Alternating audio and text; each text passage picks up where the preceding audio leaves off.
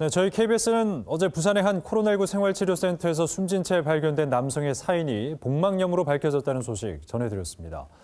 응급대처만 좀 빨랐더라도 남성을 살릴 수 있었다는 지적이 나오는 가운데 생활치료센터의 부실한 입소자 관리 정황도 속속 드러나고 있습니다.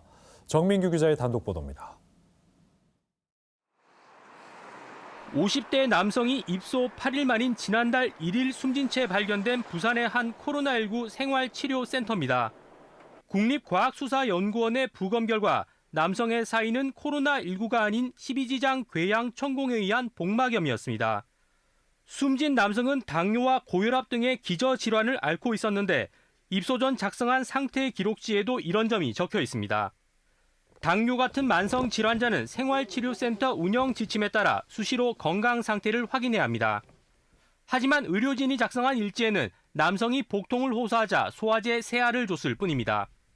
이후에도 남성이 가슴 답답함 등 통증을 호소한 게 확인되지만 숨진 채 발견되기 전 나흘 동안 병원 이송 같은 적극적인 조치는 없습니다. 발견 직전 하루 동안은 자가 격리 앱에 접속하지 않고 방 앞에 놓인 도시락도 가져가지 않았지만 확인 과정 역시 없었습니다. 운영 지침에는 연락이 되지 않은 경우 신속히 직접 방문해야 한다고 돼 있지만 지켜지지 않은 겁니다. 센터를 운영한 방역당국은 관리에 미흡한 부분이 일부 있다면서도 배상 등 행정적으로 지원할 수 없는 부분은 유족이 소송을 제기해야 한다고 밝혔습니다.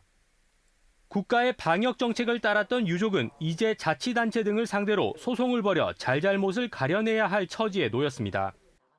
너무 억울하게 죽었잖아요. 그러니까 할 수 있는 건 최선을 다해야 되는데 솔직히 방법도 잘 모르고 어디 가서 얘기해도 들어주는 사람이 없고. 전국적으로 운영되는 생활치료센터는 88곳. 지난해 인천과 충남에 이어 올해 서울에서도 생활치료센터 입소자가 숨지는 등 관리 부실 논란이 끊이지 않고 있습니다.